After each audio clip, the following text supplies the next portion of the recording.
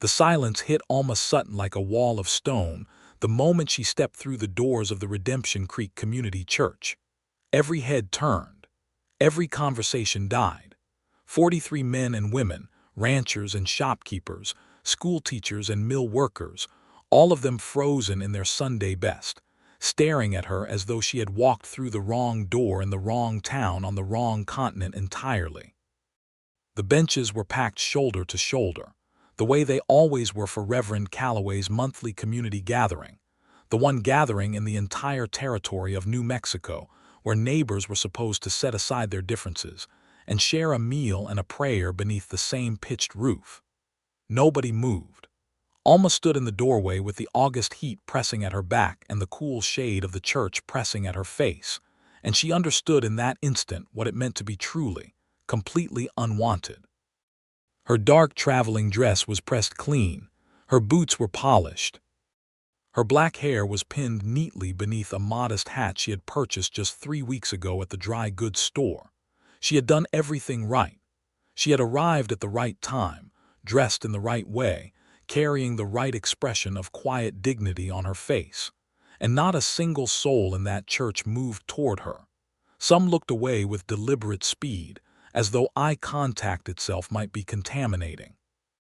Mrs. Garrett, who ran the boarding house on Sycamore Street, turned to whisper something into her husband's ear, and the man made a sound low in his throat like a door being shut on a cold night. 2 young women near the back giggled behind gloved hands. Old Silas Peabody, who Alma had once helped carry a sack of flour to his wagon without being asked, studied the floorboards beneath his boots with sudden intense interest. The betrayal of it pierced her so cleanly and so deeply that for a moment she genuinely did not know whether she would be able to breathe. She was not going to cry. She had promised herself that 6 weeks ago, on the day she had buried her husband in the dry red earth outside this very town, and she had kept that promise through every indignity that had followed. She was not going to cry now. And then, at the very back of the church, a bench creaked. A man stood. He was tall in a way that had nothing to do with performance, tall because that was simply what he was, broad through the shoulders, wearing a dark coat that had seen genuine use and genuine weather. His hat was in his hands. He had dark hair touched with the first gray at the temples, and a face that had been shaped by years of outdoor living into something honest and permanent. He looked directly at Alma, not past her, not through her, but directly at her, with dark eyes that held nothing apologetic and nothing performative.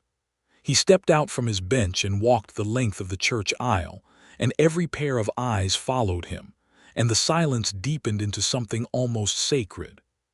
Stopped in front of Alma Sutton. He gestured toward the seat he had vacated at the back of the church. "Ma'am," Roy Hunter said, in a voice that carried without being raised, "you are welcome to my seat." And the whole shape of Alma Sutton's life cracked open right there in the doorway of the Redemption Creek Community Church, in a way she would spend the next year understanding, and the rest of her life being grateful for. But to understand why that moment mattered the way it did, you have to go back 6 weeks. You have to go back to the beginning. Alma Sutton had come to Redemption Creek, New Mexico, in June of 1882, as the wife of Gerald Sutton, which is to say she had come as a piece of property that a man was transporting to a new location. That was not how she had understood the arrangement when she agreed to it in St. Louis, sitting across from Gerald Sutton in the parlor of her aunt's house, while her aunt hovered nearby with the bright, desperate smile of a woman who needed one less mouth to feed. Gerald had been charming in St. Louis. He had talked about his land holdings in New Mexico, his cattle operation, his comfortable ranch house, his need for a steady woman to help him build something lasting. He was 41 and she was 27, and there was nothing unusual about the arrangement by the standards of 1882. She had agreed. She had traveled west. The comfortable ranch house was a 2-room structure with a leaking roof and a dirt floor that turned to mud when it rained. The cattle operation was 12 head of aging longhorns and a constant argument with the bank. Gerald's charm had been a performance exclusively reserved for women he was trying to acquire.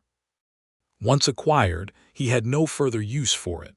Alma had not come west expecting love. She had come west expecting partnership, the kind of quiet, functional partnership that was the realistic ambition of most women of her station in that era. She had been prepared to work hard. She had been prepared to cook and keep house and manage what needed managing and ask for very little in return beyond basic respect and a roof that did not leak. Gerald Sutton had not provided even the basic respect. For 11 months, Alma had endured the particular quiet violence of a man who believed his wife existed for his convenience and had no interior life worth acknowledging. She had kept the house. She had managed what money existed. She had tried at first to build something resembling warmth in that small house on the edge of the territory, and Gerald had looked at her attempts the way a man looks at a fly that has landed on his boot. Not with hatred exactly, simply with complete indifference. And then, in July of 1882, Gerald Sutton had ridden out on a hot afternoon to check on a water source on the far corner of his property and had not come back. They found him 2 days later. His horse had spooked at a rattlesnake thrown him, and he had hit his head on a rock in a way that killed him quickly. It was an accident, clean and uncomplicated in its facts, if not in its aftermath. Alma had stood at the graveside in the red heat of a New Mexico July and felt something she was deeply ashamed of feeling, which was relief so profound it frightened her. And then the shame had folded back over the relief, and she had stood very straight and looked at the wooden cross and told herself that whatever she felt, she would conduct herself with dignity, because dignity was the only currency she had left. Then the real trouble had started. Gerald Sutton had owed money. A great deal of money, as it turned out, to several different people in Redemption Creek, including Marcus Thorne, who owned the largest mercantile operation in town, and who had extended Gerald credit on the assumption that the Sutton cattle operation was worth more than it actually was. When Gerald died, those debts did not disappear. They transferred in the logic of that time and place to his widow, and Marcus Thorne was not a patient man. Beyond the debt, there was the matter of the land itself. New Mexico Territory in 1882 was a place where land ownership was everything, where fortunes were being made and lost on the question of who held what deed to which parcel. And Gerald's land, though modest in its improvement, sat against a section of territory that several people found interesting for reasons that had nothing to do with its current occupant. Alma, as a widow with no male relatives in the territory, with no established connections among the ranching community, and with the particular vulnerability that came from being a woman alone, was the kind of person that certain men in Redemption Creek had decided not to look at too carefully. Because if they looked at her too carefully, they might feel obligated to help her. And helping her was complicated. The complication was not entirely irrational, and this is important to understand because the history of places like Redemption Creek in 1882 is not simple. The territory was a web of alliances and obligations and unspoken rules, and one of those unspoken rules was that you did not cross Marcus Thorne if you wanted to do business in Redemption Creek. Marcus Thorne had made it quietly and clearly known that Alma Sutton was a problem he was managing in his own way, and that anyone who stepped in to complicate that management would find their own dealings with Thorne's mercantile suddenly difficult. This was not the kind of threat that was issued openly. It was the kind that moved through a community like smoke, felt everywhere and traced to no specific source. The result was that Alma Sutton, 6 weeks after burying her husband, had become invisible in Redemption Creek in the particular way that inconvenient people become invisible when a community collectively decides it is easier not to see them. She had stayed in the ranch house because she had nowhere else to go. She had attempted to manage the cattle, selling off 3 head to cover the most immediate debts. She had gone to the bank in town, where a man named Dawson had listened to her situation with the expression of a man waiting for a woman to stop talking so he could explain why her situation was not his problem. She had endured the sideways looks in the dry goods store and the conversations that stopped when she entered the post office, and the way Mrs. Garrett at the boarding house found reasons not to meet her eyes. It was the specific loneliness of being surrounded by people and being treated as though you did not exist. And then came the Sunday in August when Reverend Calloway's monthly community gathering arrived on the calendar, and Alma had made the decision that cost her more courage than she publicly admitted, which was the decision to go. She was a member of this community. She had a right to be at that gathering. She would go, and she would hold her head up, and she would not apologize for existing. Which brings us back to that doorway. Which brings us back to Roy Hunter standing and offering his seat. Roy Hunter was not a man given to dramatic gestures. The people of Redemption Creek who knew him, which was a significant portion of the community given that he had ranched in the territory for 9 years, would have described him as quiet, practical, occasionally stubborn, and fundamentally decent in a way that did not advertise itself. He ran one of the largest cattle operations in the county, about 4,000 head, on land he had built up through 9 years of hard and unromantic work. He had arrived in New Mexico Territory in 1873 at the age of 26, with a stake of $500 and a comprehensive knowledge of cattle management that he had acquired working drives up from Texas, and he had built something real from that beginning. He was not wealthy in the way that the Eastern newspapers described Western wealth, with its romantic excesses and its theatrical spending. He was wealthy in the specific working sense of a man who had land that was paid for and cattle that were healthy and a crew of men who were competent and a business that was solvent. He lived simply. He worked constantly. He had been engaged once, to a woman in Santa Fe, 7 years ago, and the engagement had dissolved quietly when it became apparent that they wanted different things from life, and had each been too polite to say so for too long.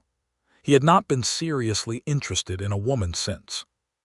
He had not been at the community gathering for any particular purpose, beyond the fact that Reverend Calloway's gatherings were a fixture of the community calendar, and Roy Hunter felt an obligation to the community that had been his home for 9 years.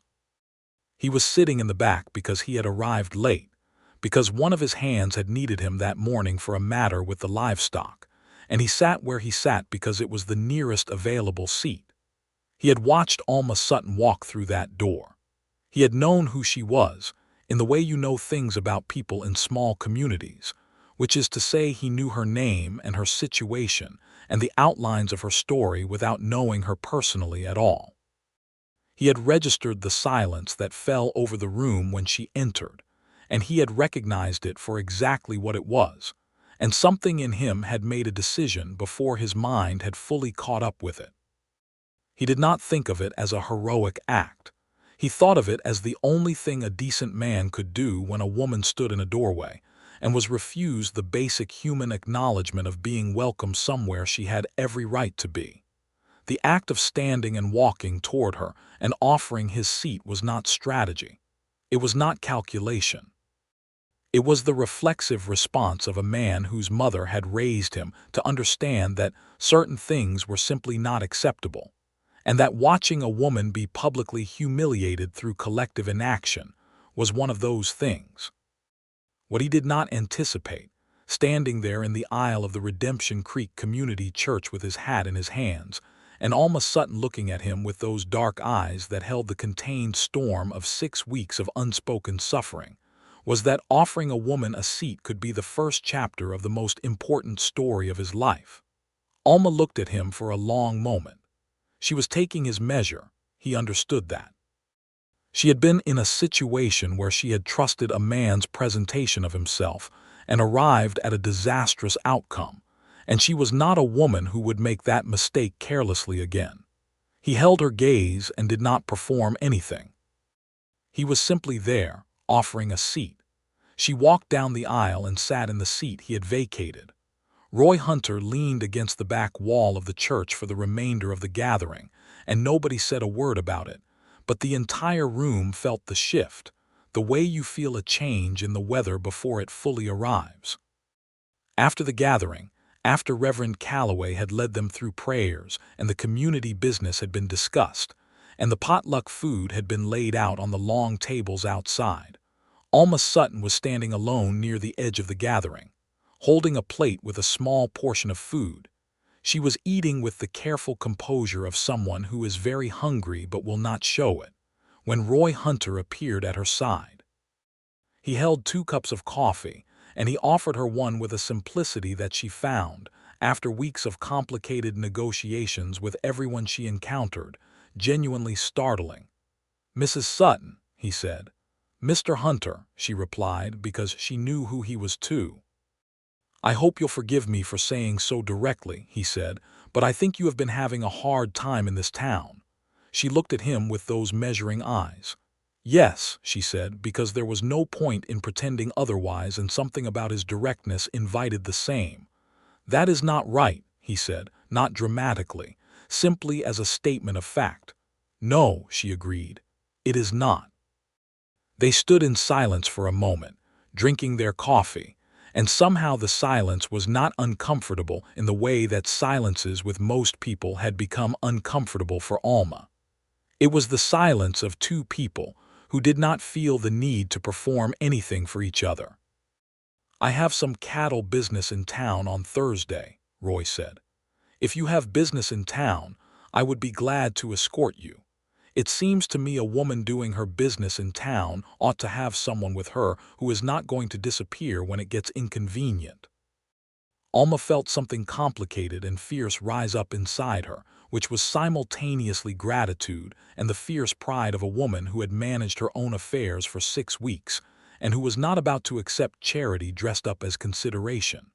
She studied him carefully, looking for the hidden motive, the angle, the thing that men like Marcus Thorne always had tucked behind their apparent generosity. She did not find it. "Why?" she asked directly. He looked at her steadily. "Because it is the right thing to do," he said, "and because I think you deserve at least one person in this town acting like a neighbor." Alma took a slow breath. She had not survived 11 months with Gerald Sutton and 6 weeks of communal abandonment by being naive. But she had also not survived those experiences by refusing every hand offered, and there was something in Roy Hunter that struck her as genuinely, uncalculatedly honest. "Thursday," she said, "I have business at the bank." "I'll come by your ranch at 9, he said, and that was the beginning. Thursday came, and Roy Hunter came by the ranch at 9 exactly, on a good bay horse, leading a spare horse for her. He was not showy about it. He simply handed her the reins of the spare, a steady gray mare named Callie who was calm and reliable, and they rode the 6 miles into Redemption Creek together, talking in the easy, practical way of people who are more interested in actual exchange than in performance. He asked her about her cattle. She told him the truth.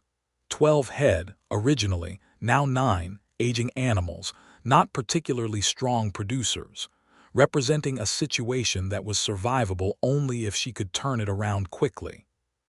He asked about the land, its water sources, its grass, its fencing. She answered from what she knew, which was limited but honest. He listened without interrupting, which was a quality she had not encountered as frequently as one might hope.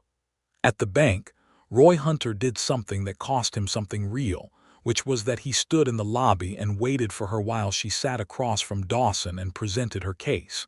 He did not go into the meeting. He did not speak for her. He simply stood in the lobby where Dawson could see him through the glass partition, a large and well-known rancher standing as a quiet, visible presence, while a widow tried to conduct her banking.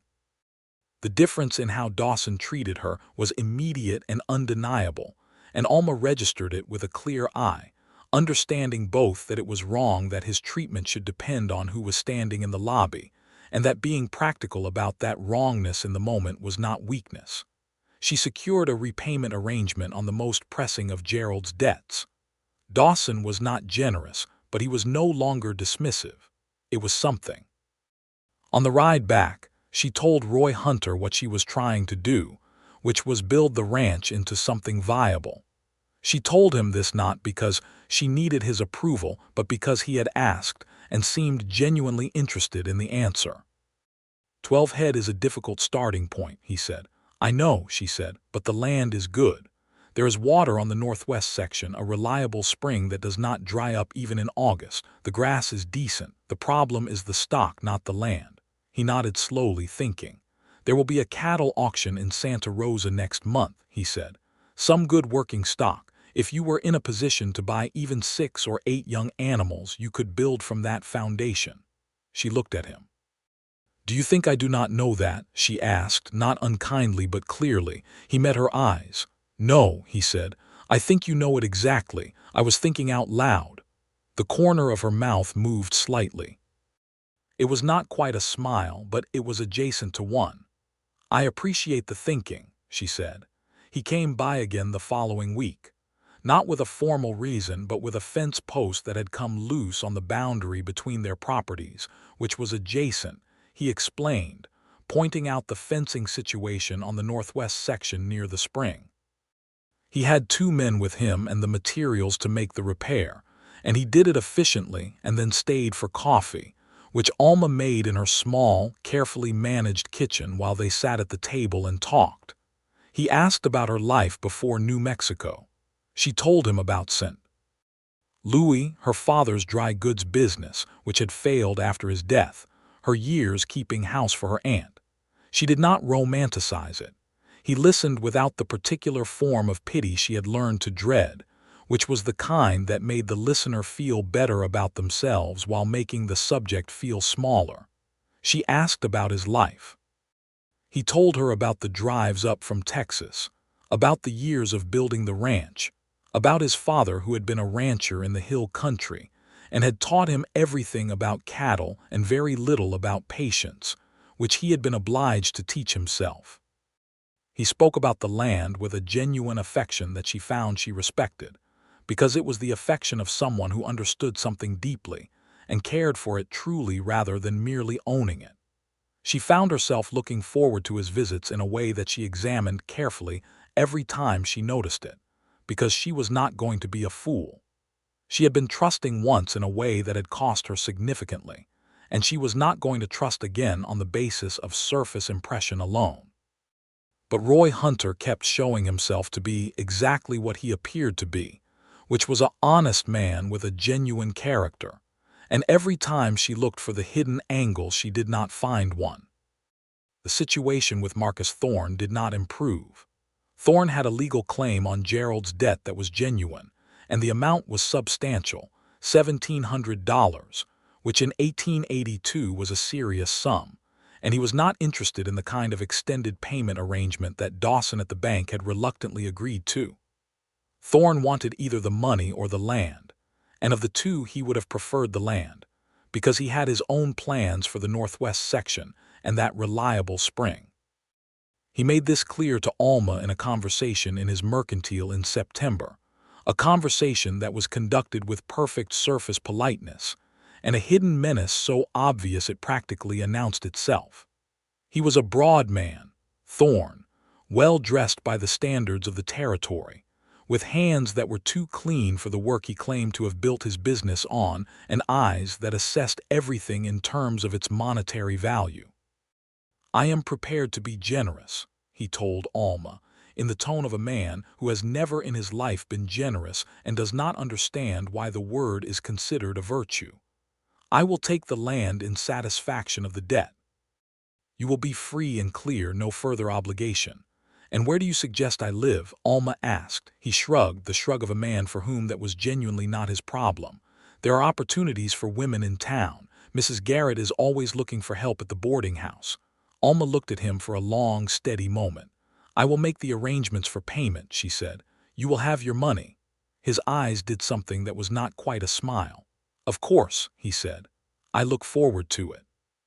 She told Roy about the conversation that evening, when he appeared at the ranch with a genuine reason this time, which was a letter that had been misdirected to his post office box when it was clearly addressed to the Sutton Ranch. He could have sent it with a hand. He came himself, and she had the awareness to understand why, and she did not pretend otherwise. She told him about Thorne and about the $1,700 and about the deadline Thorne had given her, which was the end of October, and Roy Hunter listened to all of it with his dark eyes steady and his expression controlled, and she could see the anger in him, very contained but very real. "He wants the land," Roy said.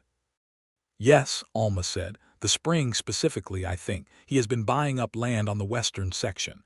Gerald's property would connect it." "That spring feeds 3 other water systems," Roy said, and there was something in his tone that was not just personal concern. "If Thorne controls that spring, he has leverage over the whole western water situation." Alma looked at him. "Which means this is not only my problem." "No," Roy said. "It is not." There was a silence in the kitchen, and in that silence something shifted between them, some acknowledgement that they were both looking at the same situation from the same direction, and that their interests were aligned in a way that was both practical and, increasingly, something beyond practical. "I need to find money," Alma said, "or I need to find a way to fight him legally." "Your deed is clear?" Roy asked. "Yes, the land is mine under Gerald's will." "Gerald made his own arrangements in that respect, I believe, because he thought it would keep me grateful." Her voice was dry and without self-pity. "He did not consider the possibility that it might instead give me a foundation." Roy's mouth curved slightly. It was the first time she had seen anything resembling a full smile from him, and it transformed his face briefly into something warmer and younger. "No," he said. "I imagine he did not." "If I could buy a quality bull and 6 or 8 bred heifers," Alma said, thinking out loud herself now, "I could expand the herd, improve the quality of the stock, and be generating income within 18 months that would service the debt to Thorne and the bank arrangement simultaneously." "That is sound," Roy said. "The difficulty is finding the capital for the livestock purchase," she said. "The bank will not extend credit for the purpose without security, and my security is the land, and the land is already carrying Thorne's debt." Roy was quiet for a moment. She watched him thinking, watched the steady working of that honest face, and did not allow herself to hope for what she thought might be coming, because she was not going to become a woman who arranged her hopes around a man's decisions. "I could advance you the capital for the livestock," he said, in the tone of someone proposing a business arrangement, because that is precisely what they are proposing. "Against a share of the improved herd's production over 3 years, not a loan. A partnership arrangement standard enough in the cattle business." Alma was quiet for a moment that stretched long enough to be uncomfortable for anyone less composed than either of them. "And what does that partnership mean for the land?" she asked. "Nothing," he said directly. "The land is yours, the arrangement is about the cattle only, you would have a paper on that." She looked at him for a very long time. "Why?" she asked, the same question she had asked at the church gathering. He met her eyes. "Same reason as before," he said. And then, quietly, "And because I find I am very much in the habit of hoping things go well for you."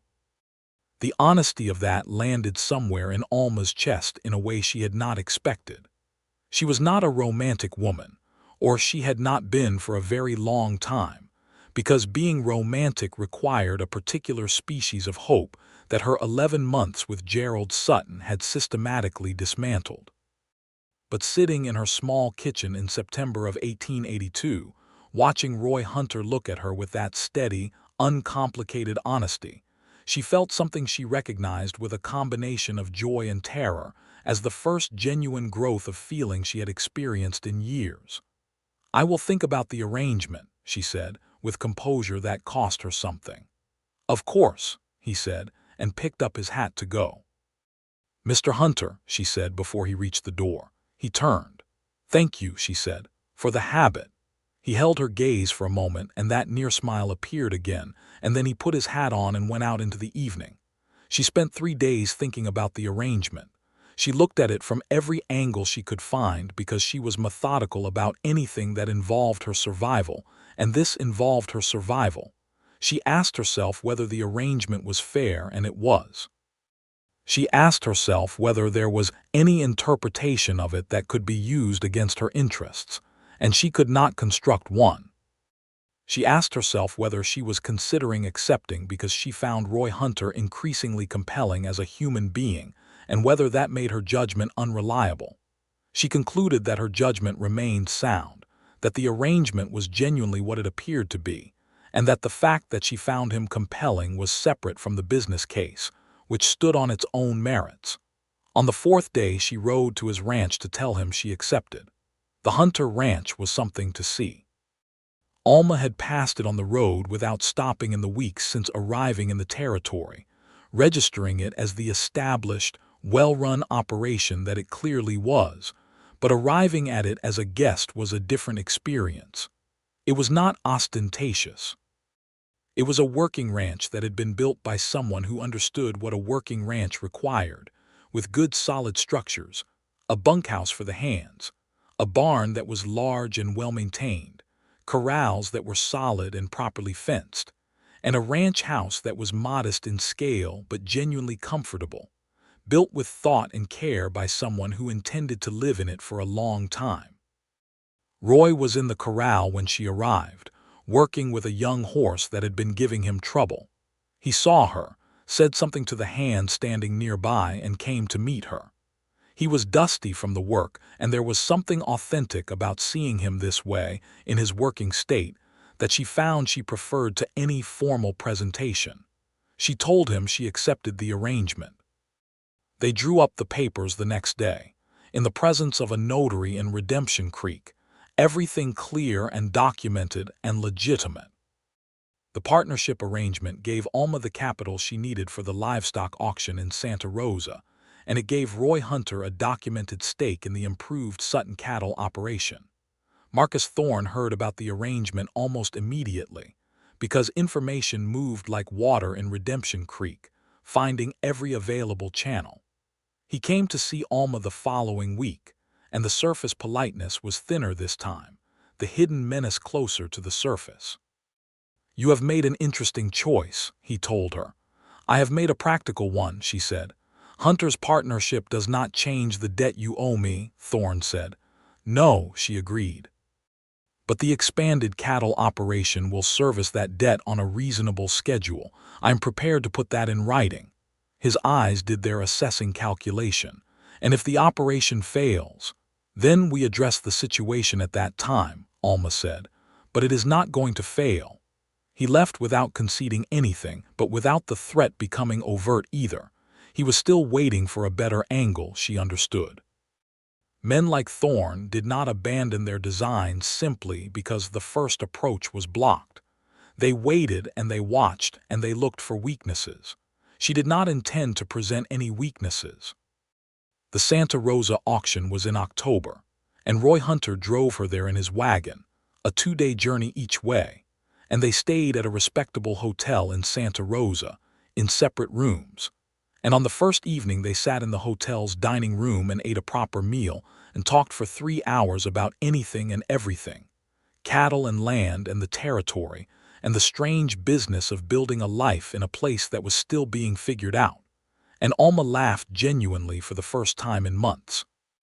And the sound surprised her so much that she put her hand over her mouth, and Roy Hunter watched her with an expression that he did not conceal, which was one of complete attention and something deeper that he was not yet naming out loud. At the auction itself, Alma was the only woman among the buyers, which drew looks that she ignored with the practice of someone who had been drawing looks for the better part of a year. She had done her research. She knew what she was looking for and why, and she bought with a precision that impressed the auctioneer sufficiently that he treated her with professional respect, regardless of what he might have felt about the novelty of her presence. She bought a 3-year-old Hereford bull with good bloodlines, 4 bred heifers, and 2 young cows in excellent condition. Roy bought additional stock for his own operation, and they drove back to Redemption Creek over 2 days, managing the animals on the trail with the kind of companionable, practical cooperation that builds something real between people faster than almost any other activity. On the second evening of the return journey, camping under a sky that was the particular vast, salted darkness of the New Mexico autumn, they sat by the fire and Roy Hunter said something that cost him a great deal, which was the truth. "I need to say something to you," he said, Alma looked at him across the fire. "Then say it," she said. "I am not a man who says things he does not mean," he said. "So I want to be sure you understand that when I say this, it is not a comfortable thing I am saying to manage a situation. It is a true thing." She waited. "I have come to care for you," Roy said, "considerably and seriously. I'm not asking you for anything in consequence of that, because I understand what you have been through, and I understand that trust is not something you have any particular reason to extend to me or to any man on the basis of a few months' acquaintance. But I thought you deserved to know, because you are a woman who deserves honesty." Alma looked at him for a long time. The fire crackled between them, and the cattle were quiet in their makeshift pen nearby, and the enormous dark of the territory spread itself in every direction without mercy or sentiment. "That is a considerably brave thing to say," she said at last. "Or a foolish one," he offered. "Both can be true at the same time," she said. Another silence. She looked at the fire. He looked at the fire.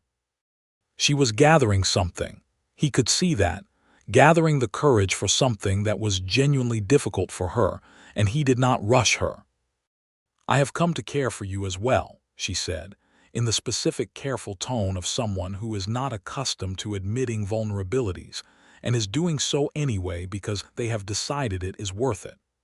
"I have tried very hard not to, because it seemed inadvisable, but I do not appear to have any particular success at not doing it."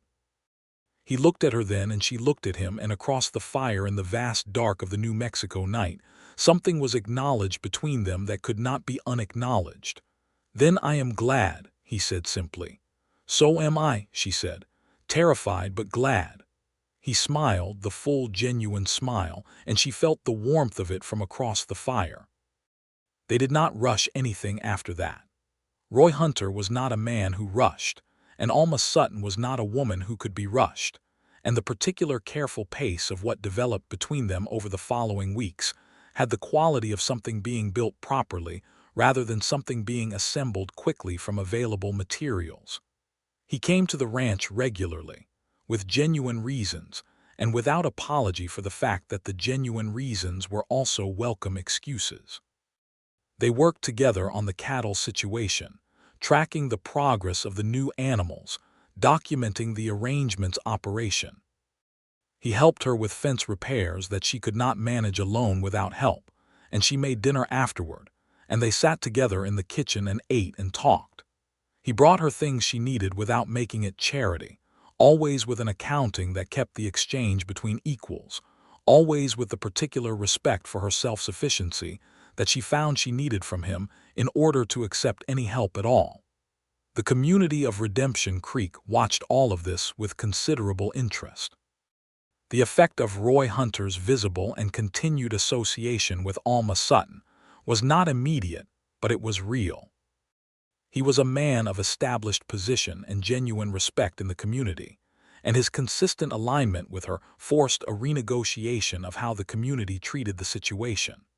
Not a dramatic renegotiation, not a communal moment of repentance, but the gradual, pragmatic shift of a community that understood that a woman with Roy Hunter's visible backing was not someone it could continue to ignore without social cost. Mrs. Garrett nodded to Alma on the street now. The young women at the church gatherings no longer giggled. Dawson at the bank was almost cordial. These were small things, practical things, but they were the fabric of daily life, and Alma felt their change.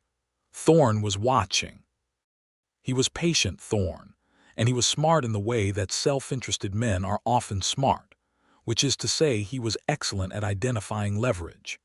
He found it in November, in the form of a piece of information about Roy Hunter's land that Roy had not been entirely forthcoming about. Specifically, there was a section of Roy's property, about 200 acres on the southern boundary, that had a title dispute dating back to 1878 that had never been fully resolved. A prior claimant, a man named Garrett, no relation to the boarding house family, had filed a competing deed claim in territorial court years earlier, and the case had dragged through the system without resolution.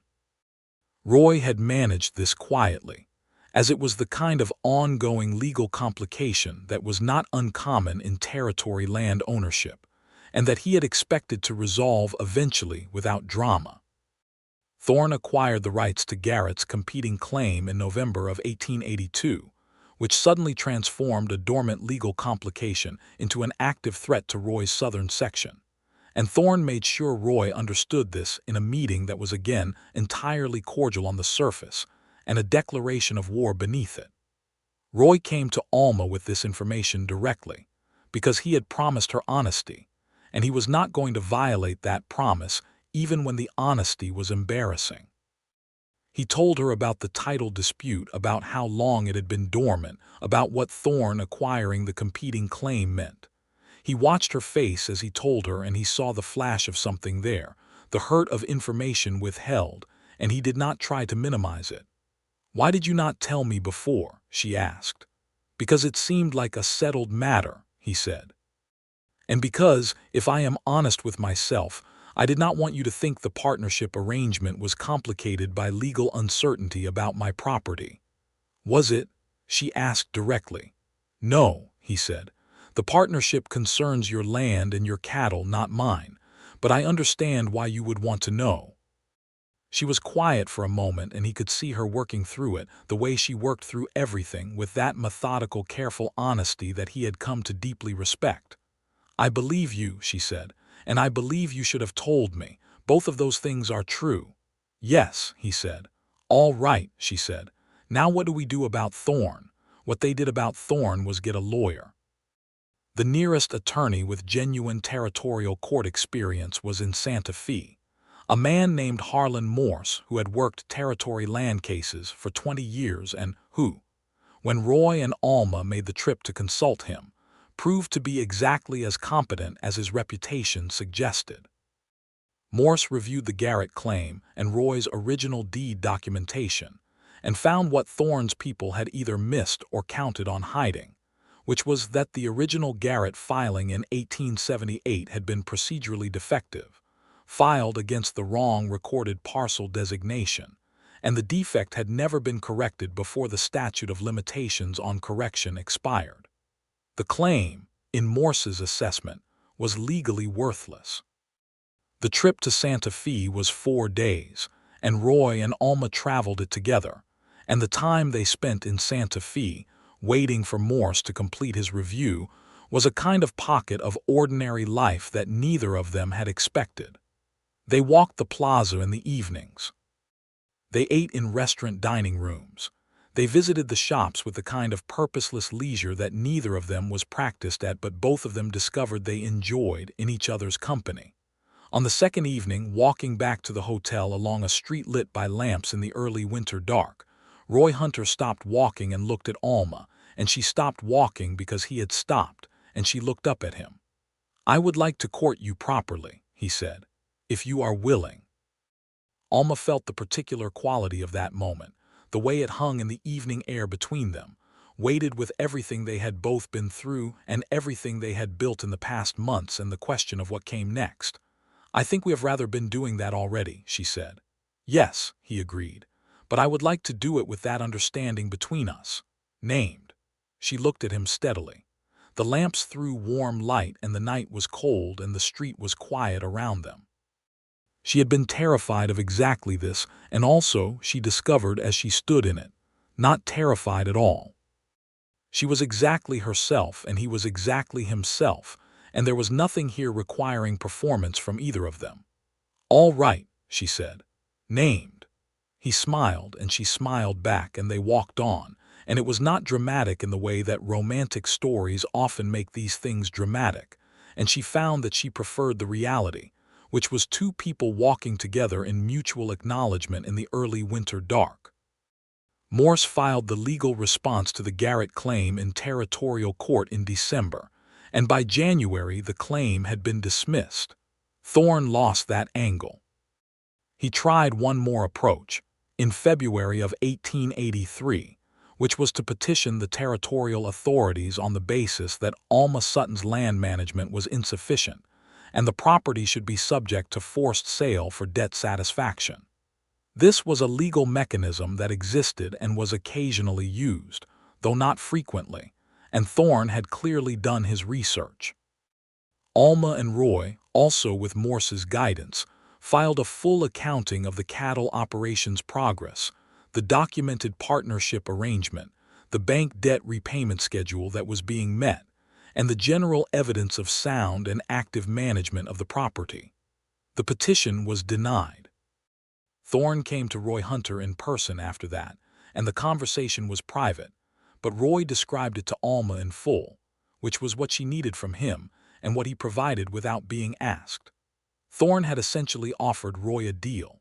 Drop the widow, let the legal and financial pressure do its work, and in exchange Thorne would facilitate certain county-level arrangements that would benefit the Hunter Ranch operation in ways that were real and specific.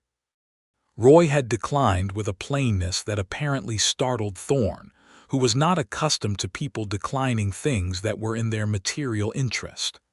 "He said you were a liability," Roy told Alma, with the directness she required. "What did you say?" she asked. "I said I did not consider it possible for you to be a liability," Roy said, and that the conversation was concluded. Alma looked at him for a moment. Something moved in her eyes that she did not completely conceal, and Roy saw it and was glad of it. "Thank you," she said quietly. "You do not have to thank me for telling the truth," he said. "I know," she said. "I am thanking you for meaning it." Spring came to New Mexico in 1883 with the particular extravagance of a territory that had been holding its colors back all winter and was now releasing them all at once. The ranch was transforming. The new cattle were healthy and the bred heifers had calved. 4 healthy calves, 3 bulls and a heifer, and the Hereford bull was doing his proper work, and the quality of the Sutton herd was already visibly improving. Alma kept meticulous records, the way she kept everything, with care and precision, and the records showed a cattle operation that was moving in the right direction. Roy's southern section remained his, the legal matter resolved. His main operation had its best spring in 4 years, with the market prices for beef holding strong and his herd in excellent condition. He was not a superstitious man, but he found himself thinking about the spring with a kind of private gratitude that had everything to do with the fact that Alma Sutton was in the world and in his specific part of it. He proposed to her in April, on a morning when they were both working on a section of fence between their properties, which was perhaps not the most romantic setting by certain standards, but which was exactly right for who they both were.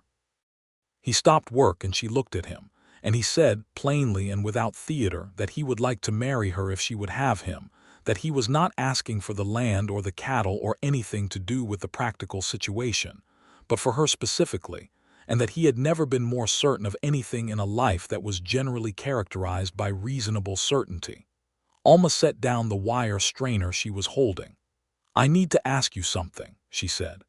"Ask it," he said. "If I say no," she said, "what happens to the partnership arrangement?" He looked at her steadily. "The same thing that would happen if you said yes," he said. "Nothing changes about the arrangement. I made that arrangement on its business merits and on the basis of your right to a fair deal. I do not withdraw it based on your answer to this question." She looked at him for a long moment. She was testing him and they both knew it, and he did not resent the test because he understood exactly why it was necessary. He had not put himself in her past, but he understood what the past had built in her, what walls, what careful distances, what specific requirements of proof before trust. "I know," she said finally. "I needed to hear you say it." "I know you did," he said. She was quiet for another moment, and then she looked at him with those dark eyes that he had been looking into for 8 months and said, "Yes, Roy, I will marry you." He breathed out slowly, and she saw the relief in him, real and unguarded, and that unguardedness moved her more than any practiced declaration could have. He crossed the space between them and took her hands in both of his, and she looked up at him. And for the first time in their many months of careful and mutual honesty, he kissed her, gently and with complete intention, and she kissed him back with the particular fervor of a woman who has been waiting a long time for something to be genuinely real. They were married in June of 1883, exactly 1 year after Alma Sutton had first arrived in Redemption Creek, New Mexico, in Reverend Calloway's church. The same church where Roy Hunter had stood and offered his seat. The irony of that location was not lost on either of them, and Reverend Calloway, who was a man of genuine rather than performative faith, conducted the ceremony with the evident satisfaction of a person watching something be set right. The community turned out for the wedding in numbers that were both gratifying and slightly complicated, given the history. Some of the people who stood in that church smiling had been in that church 11 months earlier looking away. Alma registered this without bitterness, because bitterness was a weight she had decided not to carry, but with a clarity about human nature that she thought would serve her well going forward. People were what the circumstances and the power structures encouraged them to be. When those structures shifted, they shifted with them. It was not admirable exactly, but it was human, and she was interested in living among humans.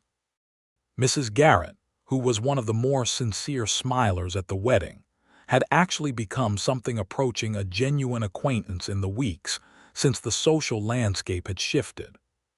She was not a cruel woman. She had been a cautious one, and the distinction mattered. Marcus Thorne was not at the wedding. He had, in March, moved a significant portion of his business interests out of Redemption Creek, partly as a result of the failed legal maneuvering, and partly, it was suggested, because of certain financial pressures that had nothing to do with Alma Sutton or Roy Hunter, but had perhaps been made more acute by the money he had wasted on the Garrett claim. He still had his mercantile, but he was no longer the dominant force he had positioned himself as, and the relief of his reduced influence was something the whole community seemed to breathe more easily in. The wedding reception was at the Hunter Ranch, which was now the Hunter Ranch in a new sense, the sense that included Alma Hunter, a name she tried on cautiously for the first several days, and then found herself inhabiting with something that surprised her by being entirely natural. She did not move the entire Sutton cattle operation to Roy's ranch. They kept the two operations as the partnership arrangement had established, with clear accounting and her full management of her herd, because this was what they had agreed to, and because Alma's independence was not a temporary condition to be resolved by marriage, but a permanent feature of who she was. Roy understood this with such completeness that there was no conversation required to establish it. He would not have wanted her to subsume herself into his operation. He wanted her, the entire person, including the one who stood up straight in church doorways and did not apologize for existing. The first year of their marriage was, in Alma's private assessment, the best year of her life. It was not without difficulty, because a life without difficulty is a life not being lived, but the difficulties were the honest kind: weather and cattle markets and the ongoing negotiations of two strong-willed people learning to share space and decisions. These were difficulties that yielded to patience and honesty, which were things both of them had in sufficient quantity. Roy Hunter was, in the private moments that made up the substance of a life shared, exactly the man he had presented himself as in the public moments. He was patient without being passive. He was honest sometimes to the point of bluntness, but never to the point of cruelty. He was affectionate in a way that was private and genuine, not performed, not a strategy, but the natural expression of someone who had come to love a specific person and found no reason to conceal it in the context of the home they were building together. He had a habit of coming to find her in the evenings, wherever she was in the house or on the land, not for any particular purpose, but simply to be in the same place she was. He would sit nearby and read or work through accounts or simply sit, and the presence of him in those quiet evenings was something Alma found she would have arranged her entire life to protect. She loved him. She examined this fact with the same methodical honesty she brought to everything else, and found it to be thoroughly and undeniably true. She loved him for the specific things he was, for his steadiness and his directness and the warmth underneath the practical exterior, and the way he looked at her, as though she was the most interesting person in any room. Not because he was performing interest, but because he genuinely was interested. In every opinion she had, and everything she knew, and every part of who she was, including the difficult parts. She told him so, one evening in the fall of 1883, in the direct way that had become the established language between them. "I love you," she said, not for the first time but with a specificity and completeness that made it feel like the first time, looking at him across the kitchen table where they were both doing accounts, and where she had looked up and been struck by the simple truth of it. He looked up from his papers and looked at her, and his face did the thing it did when he felt something he was not going to manage, which was open completely. "I love you, Alma," he said. "I have since somewhere around October of last year, and I expect to for the rest of my life." She smiled at him, a full and uncomplicated smile that her face had learned to do again over the course of the past year. "Good," she said. "Then we are agreed." "As usual," he said, and went back to his accounts, and she went back to hers, and the kitchen was warm and the evening was quiet, and it was, in the exact measure of its ordinariness, perfect.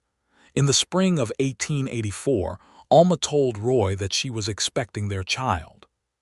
She told him in the morning, before he went out to the ranch work, sitting at the breakfast table with the particular composure of a woman who has decided to deliver important information calmly, because she does not entirely trust herself to do it any other way. She watched his face as the information arrived. Roy Hunter, who was not demonstrably an emotional man by the standards of the territory and the time, went very still, and then something crossed his face that was so complete and so unguarded that Alma felt it in her own chest like a hand pressed flat against her heart. He got up from the table and came around to her side and took her face in his hands, carefully and completely, and looked at her for a long moment before he said anything. "Are you well?" He asked first, and she loved him specifically for asking that first. "Very well," she said. "Good," he said, and then quietly into the morning quiet of the kitchen. "Thank you." She put her hands over his. "We did this together," she said. "Yes," he said, "but I am thanking you anyway." He held her for a long time in the kitchen, and she held him back, and outside the spring morning of New Mexico was doing what it always did, which was filling itself with light and space and the possibility of everything. The cattle business in 1884 was good. The Sutton herd, officially reorganized now as part of the Hunter operation, with Alma maintaining a clear ownership stake in the improved stock she had built, had grown to 38 head of quality Hereford crosses that were commanding good prices, and represented a genuine turnaround from the 12 aging longhorns she had started with. Roy's main herd was near 5,000 head, and the operation employed 11 hands and was one of the more stable and well-regarded ranches in the county. The bank debt from Gerald's creditors was paid off entirely in August of 1884, 2 months ahead of the schedule Alma had agreed to with Dawson. She made the final payment herself in person and walked out of the bank into the August heat of Redemption Creek with the specific satisfaction of someone who has turned something around that other people thought could not be turned around. On the walk back to where her horse was hitched outside the mercantile, which was now operated by a man named Pierce who had purchased the business from Thorne, she passed the church. She stopped and looked at it. The simple wooden building with its modest steeple stood in the August afternoon exactly as it had stood on the day she had walked through its door 18 months ago and faced a silence that had tried to tell her she was nothing. She remembered that silence with complete clarity, the specific weight of it, the way it had pressed on her from every direction. She remembered the sound of a bench creaking at the back of the church. She went inside. It was empty in the afternoon, cool and dim, and she walked the length of the aisle to the back bench and sat in it, the bench Roy had been sitting in on that Sunday in August of 1882. She sat there for a moment in the quiet of the church and let herself feel the full arc of the 18 months between then and now, the fear she had felt in that doorway, the dignity she had held onto by the smallest possible margin, the sound of a man standing. The rest of it, everything that had followed, everything that had been built, the partnership arrangement and the cattle, and the trips to Santa Rosa and Santa Fe, the fence work and the kitchen evenings and the fight against Thorne and the wedding in the same building, and the year of marriage and the child growing now inside her. All of it, the entire extraordinary structure of her new life, had its first stone in a man standing up from this bench and walking toward her when no one else would. She was not a woman given to sentiment as a performance, but she sat there for a while anyway, in the quiet of the church, feeling the gratitude of it. When she came out, Roy was on the street, having come to meet her from the saddler where he had an appointment. He saw her expression when she came out of the church, and he was a man who read her face with an accuracy that she had stopped finding startling because it was simply a feature of the life they shared. "Everything all right?" he asked. "Everything is exactly right," she said. "I was just remembering something." He looked at her steadily. "The day you walked in there," he said. She nodded. "I remember it too," he said. "You stood up," she said. It was not an accusation or a dramatic declaration. It was a statement of fact about a moment that mattered. "I stood up," he said. She took his hand on the Redemption Creek Street in broad daylight in the way of a woman who knows exactly who she belongs to and is not the least bit concerned about who sees it, and they walked back to their horses together, and the afternoon was ordinary and enormous at once. Their son was born in November of 1884. He arrived on a cold night when the first real frost of the season had laid itself over the New Mexico land, and Alma, who had faced many genuinely difficult things in her life with great composure, found that labor was the one thing that did not yield to composure and simply had to be gotten through in whatever way available. Roy was outside the room with a level of visible anxiety that the midwife, a stout and competent woman named Mrs. Delgado, described as entirely normal for first-time fathers and entirely unnecessary, given how well things were proceeding, information that did not appear to reduce the anxiety appreciably. The baby announced himself with a voice that seemed considerable for someone of his size, and the first thing Roy Hunter said when he was allowed into the room was to confirm that both Alma and the baby were well, and the second was to look at his son, very small and already extremely opinionated about his situation, and say, very quietly, "Hello." They named him Thomas, after Roy's father, with the understanding that the name came with the specific character qualification that the man he grew into would be required to exceed his grandfather's patience significantly. Thomas Hunter was, from the beginning, a child of appetites and opinions, which Roy found genuinely entertaining, and which Alma found both entertaining and deeply familiar, because she recognized in her son's particular brand of stubborn determination a trait she was forced to admit she had contributed to the genetic arrangement. The ranch grew around Thomas's first years. Roy added more land on the eastern section, a purchase that made the Hunter Ranch one of the larger operations in the county. Alma's cattle program continued to improve, and by 1886, the Hereford Cross herd was 60 head of genuinely quality stock that was selling at premium prices and being asked after by ranchers from as far as Colorado who had heard of the Hunter operation's improvement in breeding quality.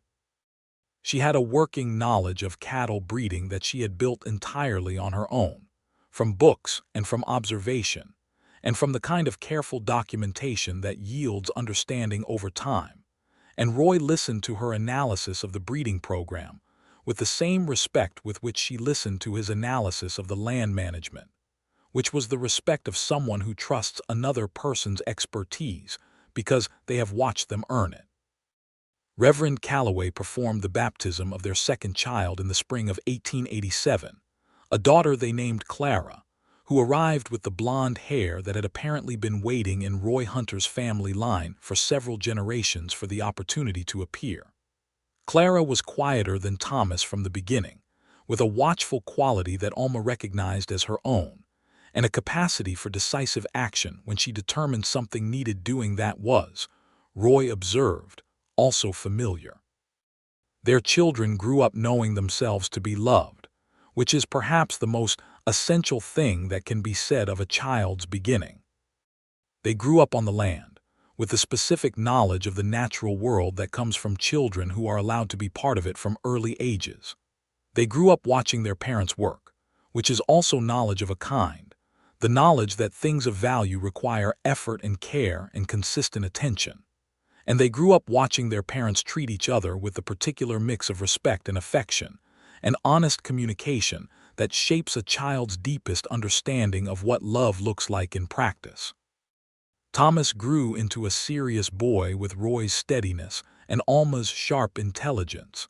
Fascinated by the cattle operation from the age he could follow his father on a horse, and full of questions that his parents answered with the patient directness that was the characteristic tone of the Hunter household. He was not always easy, Thomas.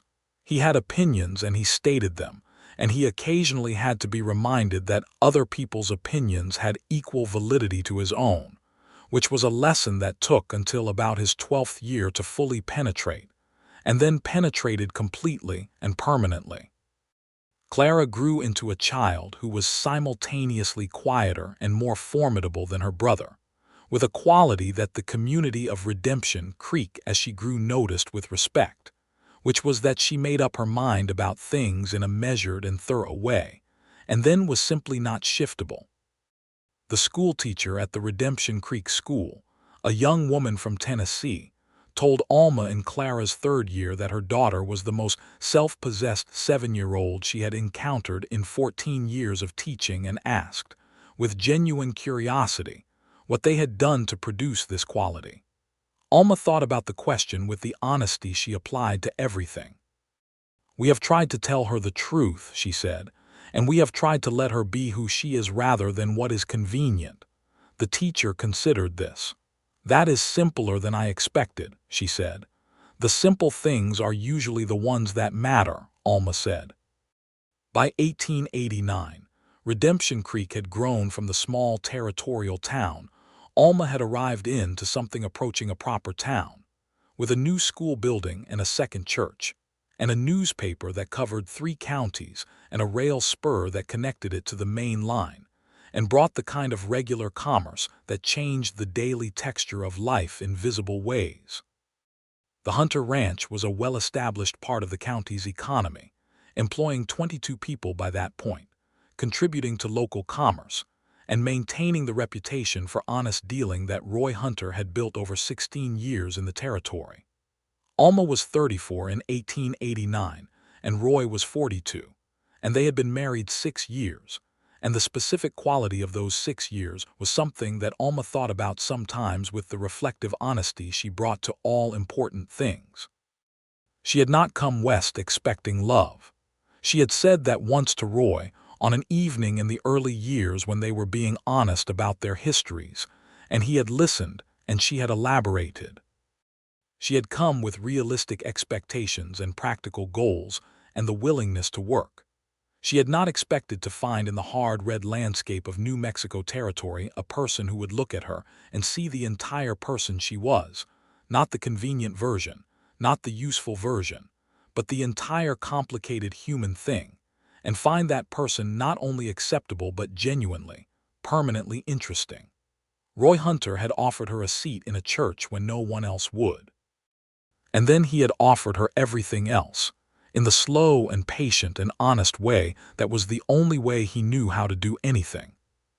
She had found in the most unlikely and genuinely terrible beginning, the most complete and genuine love of her life. One evening in the fall of 1889, sitting on the porch of the ranch house, while the New Mexico evening settled its extraordinary colors over the land, Thomas was inside with his mathematics, and Clara was attempting to teach the ranch dog to sit with a seriousness of purpose that the dog found questionable, and Roy came and sat beside Alma in the other porch chair, and they watched the evening come in the way they had sat through hundreds of evenings together. "I was thinking about something today," Roy said. "What?" Alma asked, "About the first time I saw you," he said. "At the church." She looked at him sideways. "Were you terrified?" "No," he said. "I was moved." She looked at him properly then. "Moved how?" He was quiet for a moment, looking at the evening. "You walked in that door," he said, "and the whole room went cold, and you stood there, and you were the most dignified person in the building, including the Reverend." He paused. "I thought, whoever that woman is, she is something remarkable." Alma looked at the evening. "I thought I might fall apart on the spot," she said honestly. "You didn't," he said. "No," she said, "but it was close." "It wasn't close," he said, with a certainty in his voice that made her turn to look at him again. "You are not going to fall apart. You don't fall apart. It is not a thing you do." She looked at him, this man she had married, this steady, honest person who had stood up from a bench when no one else would and had kept standing, reliably and without drama, for 7 years since. "I have you," she said. "That helps considerably." He looked at her with the open face that was the private face, the face that was only for their specific private life, and that she knew as well as she knew her own. "You would have managed without me," he said. "Yes," she said, "but I am glad I didn't have to."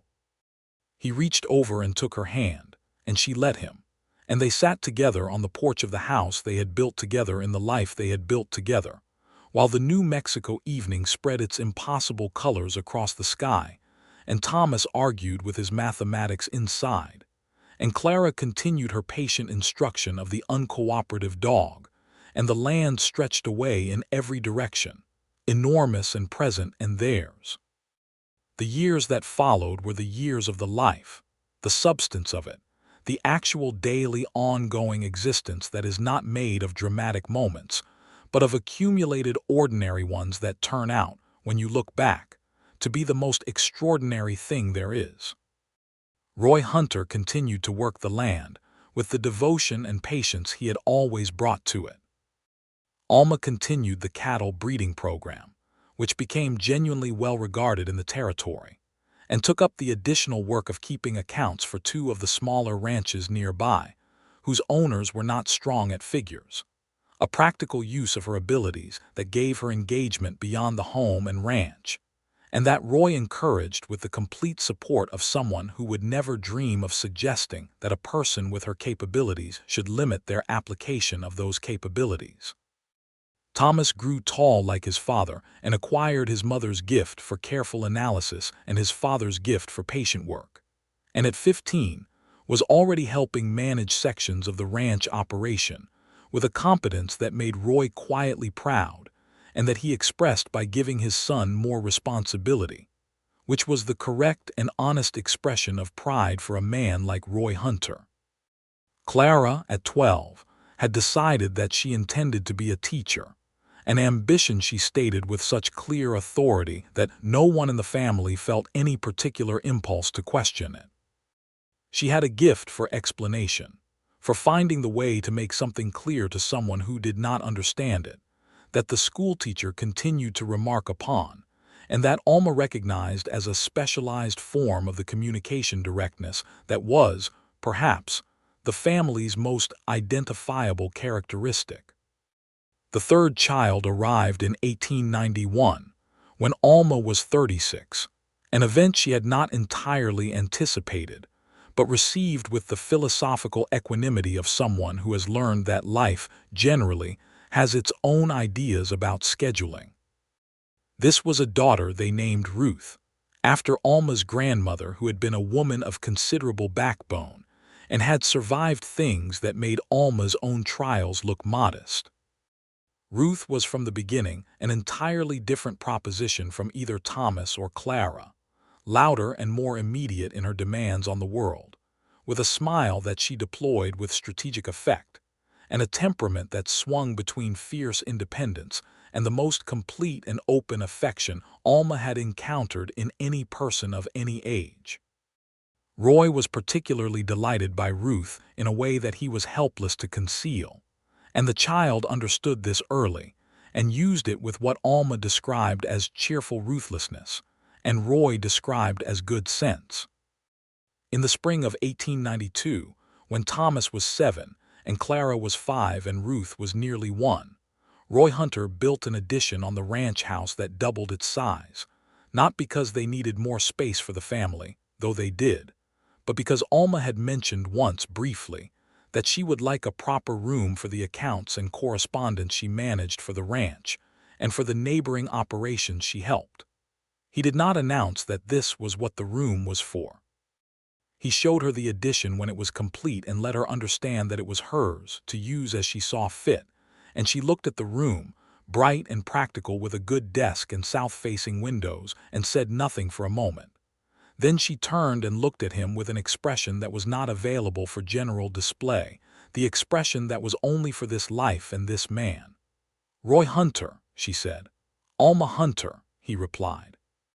She crossed the room and put her arms around him the way she had learned to do in 6 years of marriage without self-consciousness or reservation, and he held her the way he held her when no one was watching, which was with the entirety of himself. "You could have just said you were building me a proper office," she said into his chest. "I could have," he agreed. "Why didn't you?" "More interesting this way," he said. She laughed, pressed against him. The laugh that had come back in full measure over the years since the church, the laugh that was free and genuine and uncontained, the laugh of someone who has found their way back to the particular joy of being completely and permanently at home. In the summer of 1893, Redemption Creek celebrated its 25th anniversary as a township, and there was a community gathering of considerable scope, with the whole county invited, and a program of events and a proper dinner served in the town square.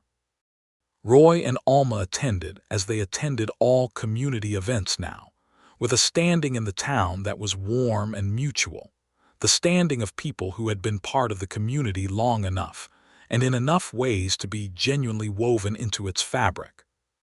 Reverend Calloway, who was getting older now but whose faith and humor remained entirely intact, gave a speech at the dinner about the nature of communities, about what made a collection of people into something more than a collection of people, about the small acts of decency that accumulated into something called belonging.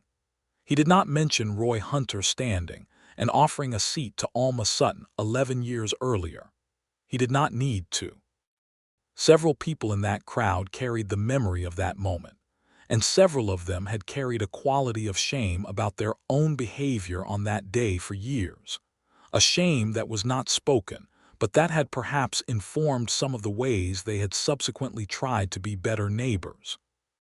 Alma sat beside Roy in the town square in the August evening and ate her dinner and listened to Reverend Calloway, and Roy's hand found hers under the table with the automatic ease of 11 years, and she held it with equal ease. She looked at the town that had tried not to see her. She looked at the husband beside her.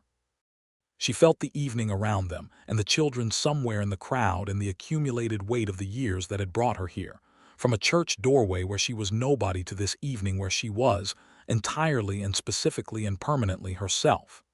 After the dinner, walking back through the town with the children ahead of them and the evening settling its first stars into the sky, Roy said, "Good evening." "Very good," Alma said. "Calloway gives a solid speech," Roy observed. "He does," she said. "He knows something about what he's talking about." Roy glanced at her. Meaning he performs small acts of decency himself," Alma said. "That speech came from practice, not theory." Roy nodded slowly. "Fair."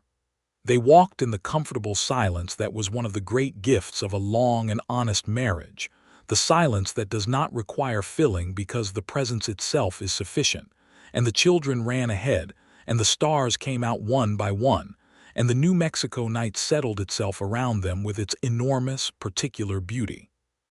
Thomas was running back toward them now from wherever he had gotten to, and even at a distance they could see that he had that expression, the one that meant he had something urgent to report, and Alma felt the familiar warm thing that was the daily experience of having children, which was the constant combination of exhaustion and delight that she had not anticipated with such completeness before having them. "Papa," Thomas called, slightly breathless from the run, "there's a man at the square who says he knows you from Texas." He's telling the most extraordinary stories, and he says you were there for at least some of them, and I don't believe half of them, and I told him so, and he laughed and said I should ask you." Roy looked at Alma. "Go," she said, amused. "I'll manage the girls."